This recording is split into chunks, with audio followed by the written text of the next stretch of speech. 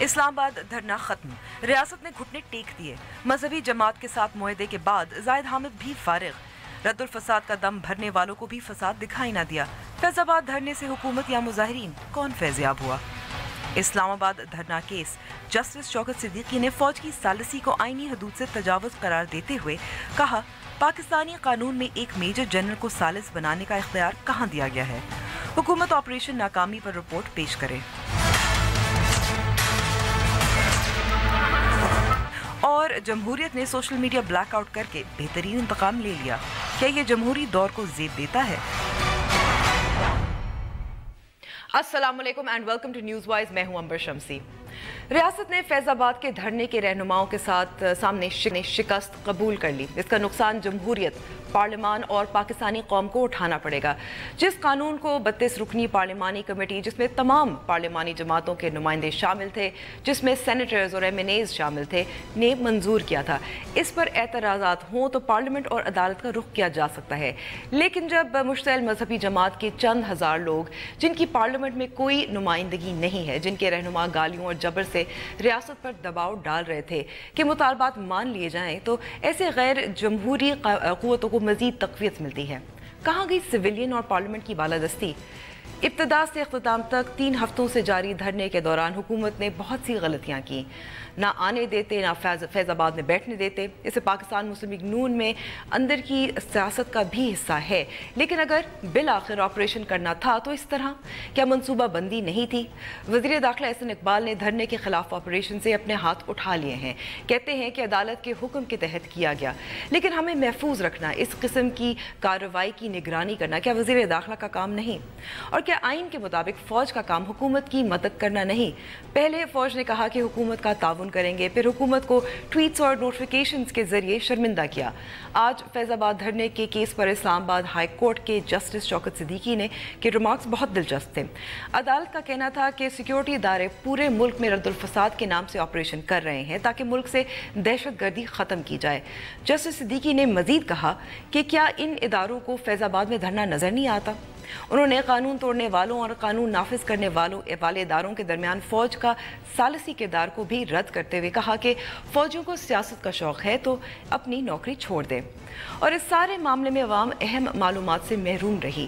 نجی T V channels اور social media پر پابندیاں، ذمہ داری کس کی تھی؟ لائیو کوریج کے قواعد و ضوابط کی خلاف ورزی کرنے والے چینلز کی یا اپنی غلطیاں چھپانے کی کوشش کرنے والی حکومت کی؟ شروع کرتے ہیں اپنی ٹاپ سٹوری سے۔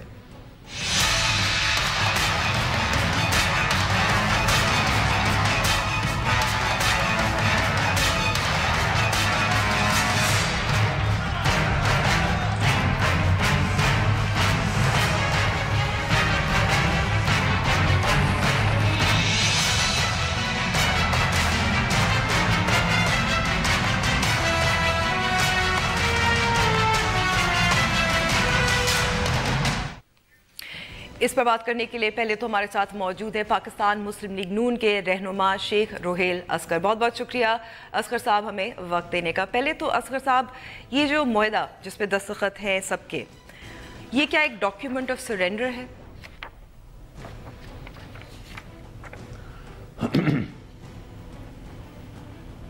جی اصغر صاحب۔ بسم اللہ الرحمن الرحیم۔ جی، جس معاہدے پہ جو مطالبات مان لیے گئے ہیں اور یہ معاہدہ میرے سامنے بھی ہے، اس کو کیا ہم ڈاکیومنٹ آف سرنڈر کہیں گے؟ اچھا نہیں، ایسا نہیں، بالکل نہیں۔ میں آپ کی بات سے پارٹلی ایگری کرتا ہوں، لیکن اس میں ذرا تھوڑا سا آپ اس کو اس طرح کر لیجیے کہ جس ہستی کا نام استعمال ہوا، جس ہستی کے لیے شروع کیا گیا، میرے خیال میں دنیا کا کوئی مسلمان ایسا نہیں جو اس سے انکار کرے۔ تو اگر انکار کرتا ہے تو وہ مسلمان نہیں ہے۔ اب اس میں عجیب سی حالت، دو وجوہات تھیں، ایک ذرا ذہن میں رکھیں آپ۔ جی، ایک پہلی وجہ جو میں نے آپ کو عرض کی ہے کہ ہستی جس کے لیے یہ دنیا کائنات وجود میں آئے، جو اللہ کا بے انتہا محبوب نبی ہے، آخر الزماں ہے، ساری کائنات ختم ہو جاتی ہے، لوگ ان کی شفاعت کے لیے ترستے ہیں، تو ان کے لیے جب آپ کوئی بات کریں گے تو میرے خیال میں شاید بہت محتاط رویہ، بہت محتاط انداز، بہت محتاط الفاظ استعمال کرنے چاہیے، تاکہ کہیں آپ انجانے میں نادستگی میں کہیں گناہگار نہ ٹھہر جائے۔ اب اس کے لیے آپ کیا کہہ چاہتی ہیں کہ یہ تو ایک پہلو ہے، یہ تو ایک پہلو ہے، ایک پہلو ہو گیا۔ دوسرا جو میرے سمجھ میں آ رہی چیز وہ تھی آپ کے سامنے ایک انسیڈنٹ آلریڈی ایسا ہو چکا تھا۔ اچھا اس میں سملیرٹی تھی، سملیرٹی کیا تھی؟ اب میں آپ کو کمال چیز ہوگی جو آپ سنیں گی اور آپ ضرور میرا ساتھ دیں اس بات میں۔ ماڈل ٹاؤن میں بھی راستہ روکا گیا عام پبلک کا، اس راستے کو واگزار کرانے کے لیے حکومت نے وہاں پہ گفتگو کی، ڈائلاگز کیے، ان سے ریکویسٹ کی کہ یہ راستہ چونکہ پبلک تھاروفیئر ہے اس کو آپ چھوڑ دیں اور کھول دیں۔ ضد اور انا آڑے آئی۔ الٹیمیٹلی کیا ہوا یہ کہ میرے جیسا شخص بھی چکرا گیا کہ جب آپ کے چینلز پہ ایک ٹکر چلا کہ پولیس کا ایک انسپیکٹر جو ہے وہ اس کو مار دیا گیا۔ اب سملیرٹی وہی آ گئی، مار دیا گیا۔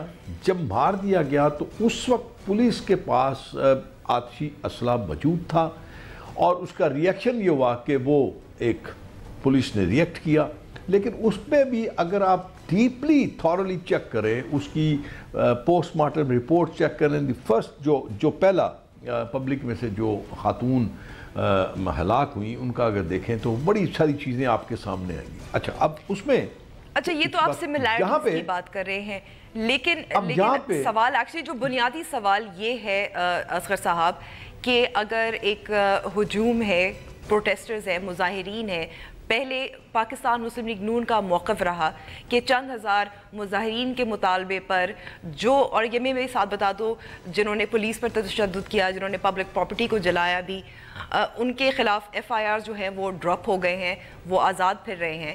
تو اگر اس طرح کا دباؤ کوئی بھی آ کے ڈال دے تو کوئی بھی وزیر پھر استعفیٰ دے دے۔ گزارش کی ہے، میں نے آپ کو یہ بتانے کی کوشش کر رہا تھا کہ اس دونوں واقعات میں سملیرٹی کیا تھی اور اس میں فرق کیا ہے۔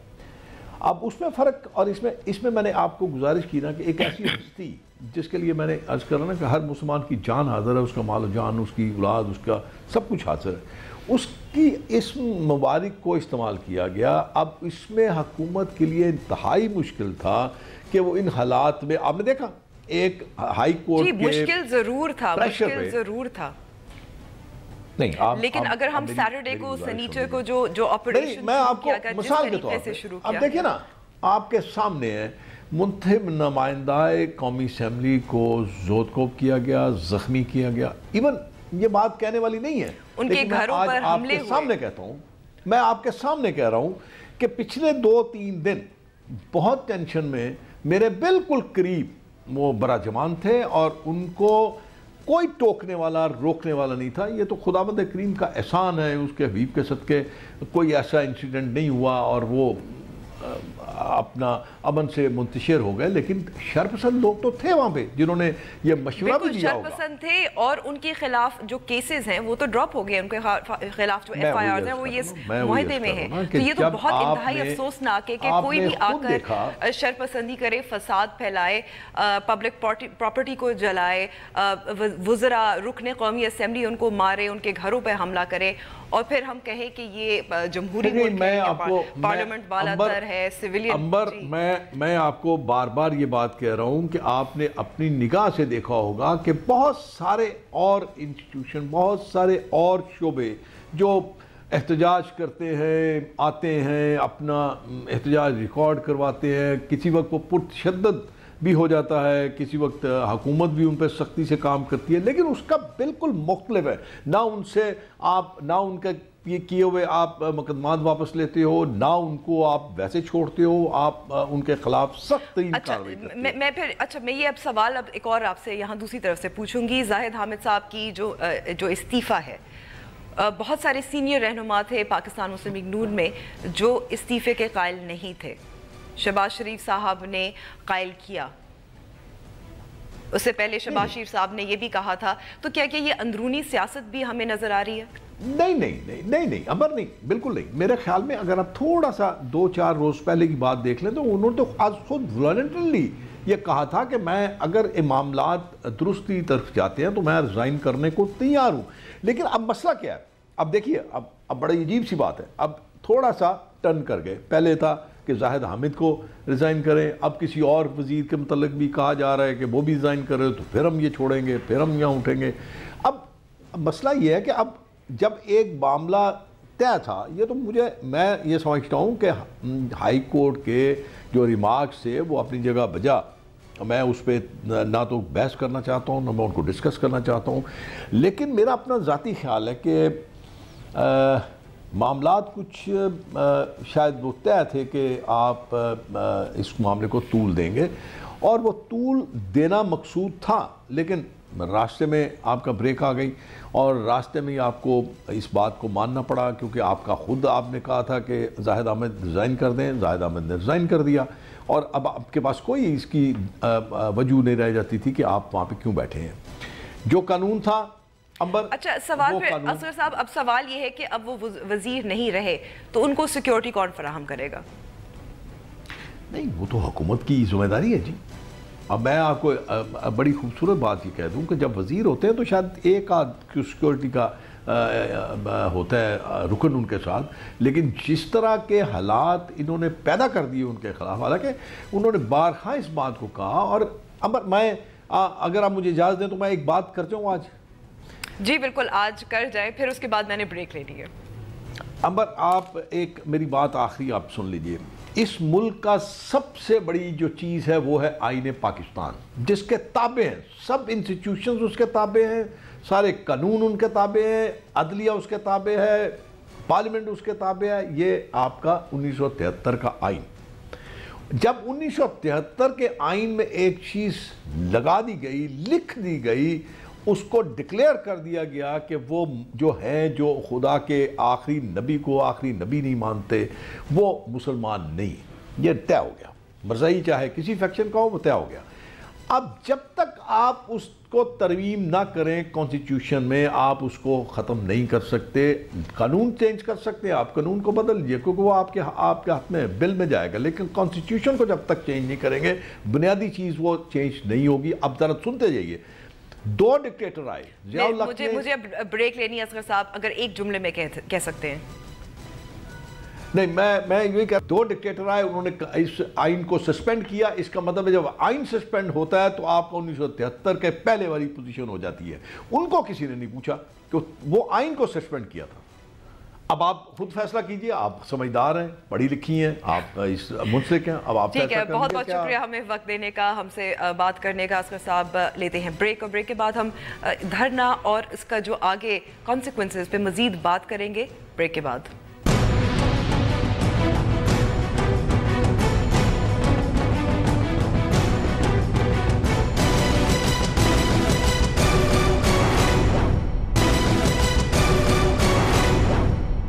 امپلیمنٹیشن کیا تھی؟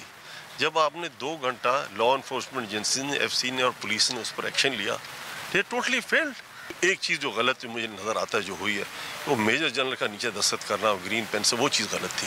وہ he should not have this thing. He should کہ میں کون گارنٹی، میں تو سبارڈ احسن اقبال کا منسٹر کے اوپر دستخط ہے یا نہیں ہے، اور نیچے آپ میجر جنرل دستخط کر رہے ہیں. یہ تو کچھ شرم کرے، کوئی حیا کریں یار.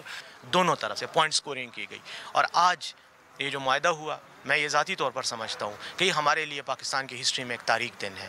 6 پولیس والوں کی جانیں گئیں، کتنی کروڑوں روپے کی املاک ضائع ہوئیں، کتنے عام لوگ کارکن دونوں طرف سے، تحریک لبیک کے کارکن شہید ہوئے، پولیس والے شہید ہوئے. مجھے یہ بتائیں، ان کی جانوں کا حساب کون دے گا؟ کیا وزیر داخلہ دے گا؟ کیا وزیر قانون دے گا؟ کیا جسٹس شوکت عزیز صدیقی صاحب دیں گے، یا مولوی خادم حسین رضوی دے گا؟ پارلیمنٹ اپنا رول ادا کرتا تو میں سمجھتا ہوں شاید ایسے دن ہم نہ دیکھتے. ہر بات پہ اگر ہم فوج کو شاباش پہ، میں اس کو 1000 مرتبہ دیتا ہوں کیونکہ میرے بچے، لیکن اس کا یہ مطلب نہیں کہ ہر کام فوج پہ چھوڑو. اب یہ کرکٹ اور فٹ بال جو بچی ہے یہ بھی وہی کرے تاکہ ہم لوگ آرام سے کھانا کھائیں. قوم میں تاثر یہ ہے کہ سویلین حکومت کا کوئی رول ہی نہیں ہے، کوئی کردار نہیں ہے. تاثر یہ جاتا ہے کہ اگر رول ہے تو رول اس طبقے کا ہے، اس ادارے کا ہے جس کی وردی سے بچہ بچہ واقف ہے. کیا ہم دنیا کو یا قوم کو یہ دکھانا چاہتے ہیں کہ اصل ہم ہیں اس ملک میں امن لانے کے لیے، اصل ہم ہیں یا سلامتی کی ضمانت؟ تو پھر یہ جو ایگزیکٹو ہے اور یہ جو پارلیمنٹ ہے، سیاستدان ہے، کیبنٹ ہے، انتظامیہ ہے، اس کا کردار پھر کیا ہے؟ پہلی بات تو یہ ہے کہ سویلین بالادستی تو بہت عرصے کی کوئی ہمیں تو نظر نہیں آ رہی تھی کم از کم، لیکن آج جو ہے وہ کھل کے سامنے آ گئی ہے کہ سپریمیسی کہاں ہے اور کدھر ہے. اور میں سمجھتی ہوں کہ اس سارے جو پروسیس ہے اس میں اگر نقصان ہوا ہے کسی کا تو وہ پاکستان کی عوام کا ہوا ہے. اس پر سینیٹرز سے ہم نے پوچھا تھا کہ کوتاہی اس سارے معاملے میں کس کی تھی اور انہوں نے یہ جواب دیا. مزید بات کرنے کے لیے ہمارے ساتھ موجود ہیں سینئر صحافی اور تجزیہ کار زاہد حسین صاحب. بہت بہت شکریہ زاہد صاحب وقت دینے کا. زاہد صاحب کہاں سے پہلے شروع کریں؟ آپریشن بوچڈ اپ بہت بری طریقے سے کیا گیا، چینلز کو بند کیا گیا، پھر فوج کو جب بلایا گیا تو ان کی ایک تن بن ہوئی، تھوڑی سی تکرار بھی ہوئی، اور پھر آخر میں آج ہم نے یہ دیکھا کہ ایک ڈاکیومنٹ آف سرنڈر ہی ہوا نا، جو مطالبات تھے وہ مانے گئے. دیکھیں کتنی افسوسناک آج صورتحال ہے کہ یہ جو ہے ایک لحاظ سے جو سرنڈر ڈاکیومنٹ ہے اس کو آپ پڑھ لیں تو یہ ایسا معلوم ہوتا ہے کہ جیسے انہوں نے ڈکٹیٹ کیا ہو. جو بھی یہاں پہ جو ایکسٹریمسٹ ایلیمنٹ تھے، جو گروپ جو اسلام آباد میں تین ہفتوں سے انہوں نے اسلام آباد کو سیج میں رکھا ہوا تھا، ان کے تمام مطالبات مان لیے گئے ہیں. تو اس سے زیادہ شرمناک صورتحال پاکستان کے لیے نہیں ہو سکتی تھی. اور سب سے بڑی اس میں جو اور زیادہ جو ہے خطرناک بات ہے وہ یہ ہے کہ یہ جو ہے پورا جو ایگریمنٹ تھا یا ڈیل جس کو کہہ لیں وہ آرمی نے کروایا ہے. اور یہ ایک عجیب سی صورتحال بن کے آتی ہے کہ جب آخر میں جو ایک سرنڈر ڈاکیومنٹ ہے اس کے نیچے یہ لکھا جاتا ہے کہ تھینک یو جنرل باجوہ. کیا مطلب ہے کہ جو ہے اس قسم کے اگر یہ کرنا ہے تو پھر تو آپ جو ہے سارے اپنے آپریشن جو رد الفساد ہے اس کو وائنڈ اپ کریں اور یہ اعلان کر دیں کہ ایکسٹریمزم پاکستان کے لیے کوئی خطرہ نہیں ہے. پھر اس کے ساتھ تو یہ بھی ہو سکتا ہے کہ جو لوگ پاکستان کے جو ہے فوجی شہید ہو رہے ہیں، جو آفیسرز جو ہے جن کو جو ہے ہر دوسرے تیسرے دن جو ہے جو شہادت حاصل کر رہے ہیں، ان کی بھی وہ ساری رائے گاہ جائے گی. پھر اگر یہی افہام تفہیم کرنی ہے تو پھر جو ہے جنہوں نے جو ہے جب میجر اسحاق کو جو انہوں نے شہید کیا تھا ڈیرہ اسماعیل خان میں، اس سے بھی آپ کیا افہام تفہیم کریں گے؟ میرے خیال یہ کہ اس سے زیادہ شرمناک جو ہے ڈاکیومنٹ پاکستان کی تاریخ میں نہیں ہوئی ہے. اب ایک ویڈیو بھی سامنے آئی جس میں ڈی جی پنجاب رینجرز پیسے دینے کچھ جو ڈیٹین تھے ان کو ریلیز کیا گیا. بٹ اس کے علاوہ جیسے اب اگر ہم ڈاکیومنٹ پہ واپس آئیں، جو معاہدہ اس پہ واپس آئیں کہ انہوں نے حملے کیے، جلایا، میڈیا کے لوگوں کو بھی تنگ کیا، ان کی بھی مار پیٹ کی، پولیس والوں کو مار دیا گیا، ایف آئی آر جو ہیں وہ الگ ہے، یہ سب رہا کر دیے جائیں. دیکھیں اس میں پورا قانون کہاں ہے؟ قانون کی کوئی حکومت نہیں ہے. آپ جو ہے چند ہزار لوگوں کو اکٹھا کریں، ان کو جمع کریں، یہاں پہ دھرنا ڈال دیں، اسلام آباد کی جو ہے ٹریفک کو روک لیں اور پھر آپ جو بھی مطالبہ کریں گے وہ مانی جائے گی.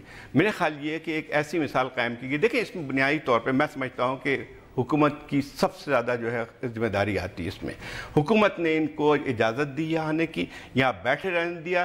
انہوں نے 21 دن تک جو ہے وہ تماشا دیکھتے رہے اور اس پہ کچھ بھی نہیں کیا. پھر اس کے بعد احسن اقبال صاحب کا جو سٹیٹمنٹ تھا وہ بھی ایسی بات معلوم ہوتی ہے کہ ایک وزیر داخلہ کہہ رہا ہے میں تو نہیں کرنا چاہ رہا تھا، کورٹ کے حکم سے جو ہے یہ انتظامیہ نے یہ کیا تھا. اپنے آپ کو انہوں نے اس سے ہٹایا. دوسری بات آتی ہے اور متضاد بیانات بھی ان کے سامنے آئے. ایک طرف انہوں نے عدالت میں کہا کہ ان کے سیاسی مقاصد تھے، اب کہہ رہے ہیں کہ یہ سیاسی مقاصد نہیں تھے. میرے خیال سے احسن اقبال صاحب کو رہنا بھی نہیں چاہیے اس میں.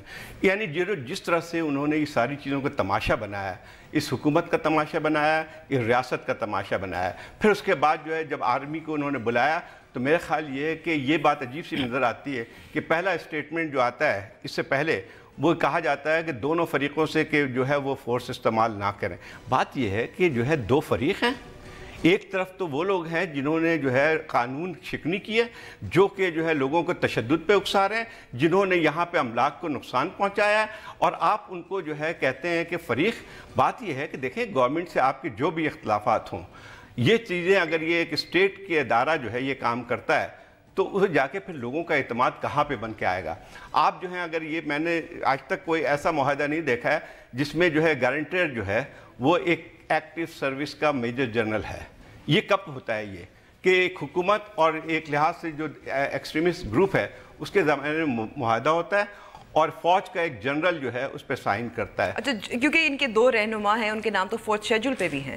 اور بالکل بات یہ ذرا یہ پھر بات ہے کہ ہماری جو نیشنل ایکشن پلان ہے یا رد الفساد ہے اس کو ختم کر دینا چاہیے، کیونکہ جب آپ شیڈول 4 کے جو لوگ ہیں جن کو جو حکومت جس کے متعلق یہ ہے کہ ان کے متعلق پوری طرح ان کی واچ لسٹ پہ ہوتے ہیں، آپ ان سے معاہدے کرتے ہیں ایک اسٹیٹ لیول پہ، اور جو ہے پھر اس کے نیچے لکھا جاتا ہے کہ آرمی چیف زندہ باد، تو آپ مجھے بتائیے کہ پھر اسٹیٹ کی اتھارٹی کہاں پہ رہتی ہے؟ اچھا، اس میں اپوزیشن کے کردار پہ بھی اگر ہم بات کر سکیں، کیونکہ ایک طرف پیپلز پارٹی نے کہا کہ وہ جمہوری حکومت یا جمہوریت کو تعاون فراہم کریں گے یا سپورٹ کرتے ہیں، دوسری طرف پاکستان تحریک انصاف کی طرف سے مختلف جو موقف آیا ہے کہ زاہد حامد صاحب کو استعفیٰ دے دینا چاہیے، احسن اقبال صاحب کو استعفیٰ دے دینا چاہیے، ان کا کوئی کردار نہیں تھا، یہ انہی کی ذمہ داری تھی یہ جو قانون منظور ہوا تھا۔ ایسے وقت میں کیا سیاست کھیلنی چاہیے جب اس وقت ایک طرح سے پاکستان کی روح داؤ پر ہے؟ دیکھیں میرے خیال یہی سب سے بڑی پاکستان کی بدقسمتی ہے کہ سیاستدان جو ہیں یہ سب جو ہیں مذہب کو استعمال کرتے ہیں اپنے مطلب کے لیے، اور یہ نہیں سمجھتے ہیں کہ ان کی آگ ان تک پہنچے گی۔ یہ جو ہے یہ جو لوگ جو سیاسی پارٹیاں جو ہیں بیٹھی ہوئی تماشا دیکھ رہی تھیں، یا جو ہے اس میں جو ہے ہم ان کے لیے بلکہ بیانات حمایت میں دے رہے تھے، جو لوگ یہ کہہ رہے تھے ہاں زاہد حامد کو استعفیٰ دے دینا چاہیے۔ مجھے ایک بات بتائی جائے کہ یہ پارلیمنٹ کی پھر جو ہے وہ سپریمیسی کہاں پہ رہتی ہے؟ کیا یہ پارلیمنٹ کے اندر یہ تمام چیزیں ہو رہی ہیں؟ پارلیمنٹ کو ہی فیصلہ کرنا ہے کہ کیا ہونا چاہیے کیا نہیں ہونا چاہیے، لیکن اگر یہ سارے ڈیسیشن جو ہیں آپ جو ہے باہر بیٹھے ہوئے ایک موب کے حوالے کر دیں، تو آپ پھر مجھے بتائیے کہ کون آگے چل کے اس حکومت کو چلا سکتا ہے، کون ریاست کو چلا سکتا ہے؟ میرا خیال یہ ہے کہ جو آج جو کچھ ہوا ہے یہ اس ایگریمنٹ میں، پھر تو ایک چیز میں سمجھتا ہوں کہ اس کے بعد جو ہے جو رول آف لا کی بات جو ہے ختم کر دینی چاہیے اس ملک سے، ان تمام لوگوں کو بھی رہا کرنا چاہیے جو دہشت گردی کی کارروائیوں میں ملوث ہیں۔ آپ نے جو ہے یہ ایک مثال قائم کی، مجھے تو آج وہ ویڈیو دیکھ کے عجیب سا لگ رہا تھا، جو رینجرز کے میجر جنرل ہیں لوگوں سے گلے مل رہے ہیں، کبھی انہوں نے سوال پوچھا گیا ہے کہ جن لوگوں نے جو ہے یہاں پہ پورے کیپٹل کو سیج میں رکھا ہوا تھا، آپ اس کو ہزار روپے جب آپ دے رہے ہیں کہ جائیں آپ اپنے علاقوں میں جائیں، یہ کہاں پہ ہوتا ہے؟ کس جگہ پہ یہ چیز ہوئی ہے؟ اور اس کے بعد ایک اور چیز بھی آتی ہے کہ یہ جو ہے جو اس پہ پورا آپ لکھا ہوا ہے جو ہے 6 پوائنٹس ہیں، اس میں کسی چیز کا ذکر ہے کہ کہیں پہ جو انہوں نے جو ان کے پر ذمہ داری آئی ہے جو یہاں پہ بیٹھے ہوئے تھے، ان لوگوں میں پہلے تو بڑا کہا جا رہا تھا کہ 6 لوگ جو ہیں جو پولیس والے مارے گئے ہیں یا پولیس والوں کو زخمی کیا گیا ہے، 200 جو لوگ زخمی ہوئے ہیں ان کا کون حساب دے گا؟ اور آپ نے تو اس میں نہ کوئی معافی، جو گالیاں دیں، جو فتوحات وہاں اس کا جاری کیے گئے اس دھرنے کے دوران۔ ہم گفتگو جاری رکھیں گے بریک کے بعد۔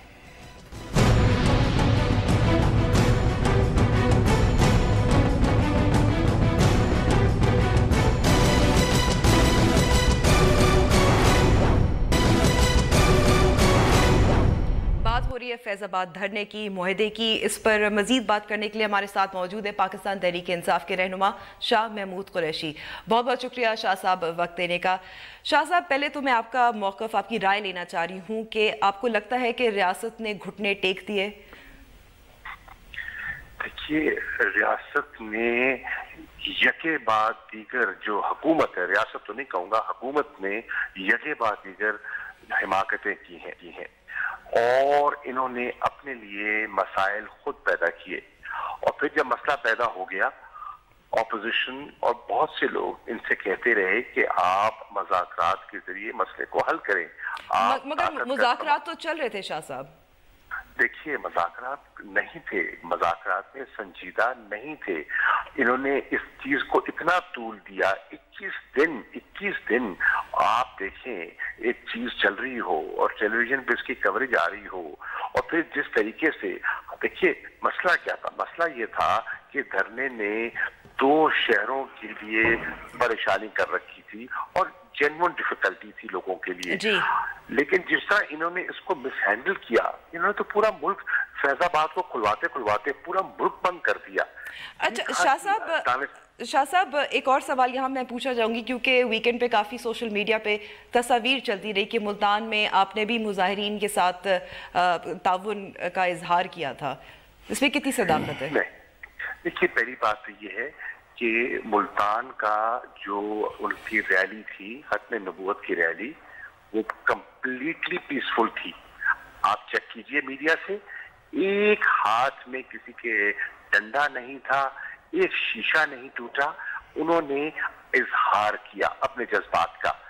मैंने वहां जाकर पार्टी का नुक्ता नजर बयान किया और उनसे दरखास्त की कि अमन का रास्ता और कानून का रास्ता अपनाइए।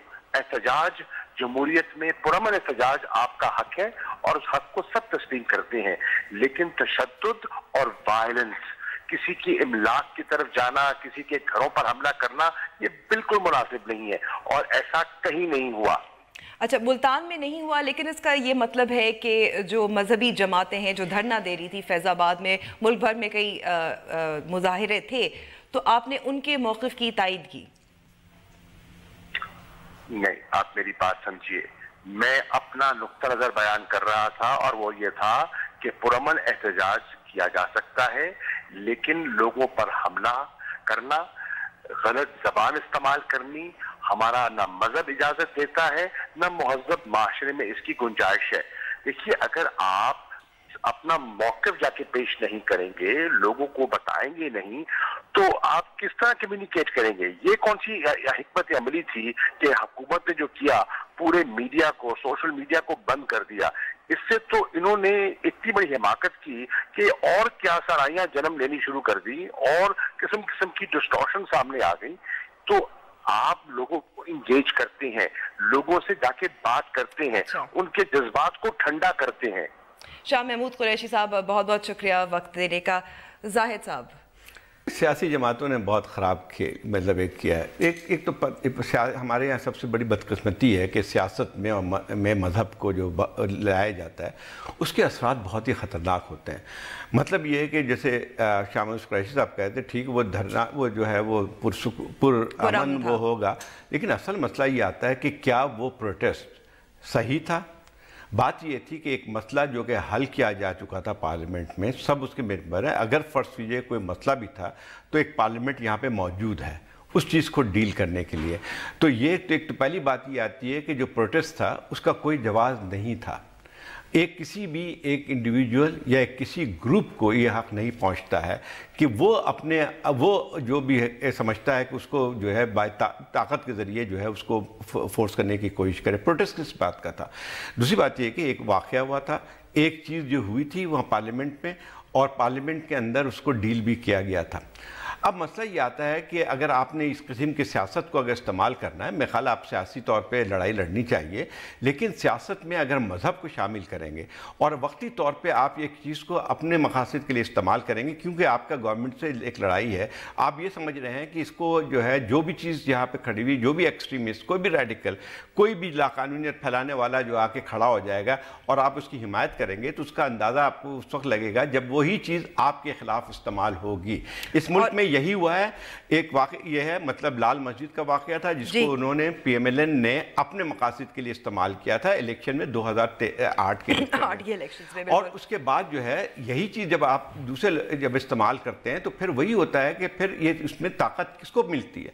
ताकत उन अनासिर को मिलती है जो कि इंतहा पसंद है इस मुल्क में, और एक छोटी सी तादाद इंतहा पसंदों की पूरा मुल्क को जो एक उनको तक़वियत मिलती है। जाहिद हुसैन साहब, बहुत बहुत शुक्रिया वक्त देने का। लेते हैं ब्रेक, और ब्रेक के बाद हम बात करेंगे जो मीडिया पर पाबंदियां थी।